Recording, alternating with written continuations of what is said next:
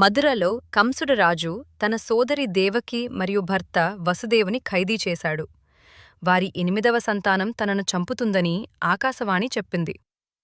రాజభవనంలో క్రూరమైన కంసుడు గొడ్డలితో దేవకి వసుదేవుని ఖైదీ చేస్తున్నాడు. భయపడిన భార్యాభర్తలు న్యాయం కోసం ఎదురుచూస్తున్నాడు. చుట్టూ సైనికులు, చీకటి వాతావరణం. శ్రావణాష్టమి రాత్రి మధ్యరాత్రి.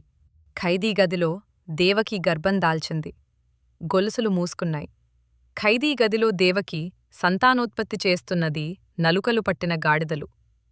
నీలం రంగు శిశువు కృష్ణుడు దివ్యజ్యోతితో కనిపిస్తున్నాడు. వసుదేవుడు శిశువును మట్టిపోయిలో పెట్టి యమునానది దాటాడు.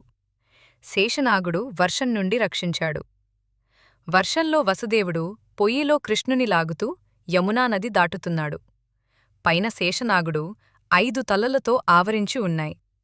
నీటి తడలు పక్కకి తప్పుకున్నాయి. గోకులంలో నందుడు యశోద జన్మించిన కూతురిని తీసుకుని మధురకు వెళ్లాడు వసుదేవుడు. కంసుడు ఆమెను చంపలేకపోయాడు. గోకుల గృహంలో నందుడు, యశోద కృష్ణుని పెంచుతారు. కృష్ణుడు గోకులంలో పెరిగి కంసుని చంపుతాడు. ఈ జన్మను జన్మాష్టమిగా జరుపుకుంటారు. గోకులంలో పుట్టి తన మేనల్లుడు బలరాముడితో ఆడుకుంటున్నాడు. పండ్లు, పశువులు, గ్రామీణ వాతావరణం.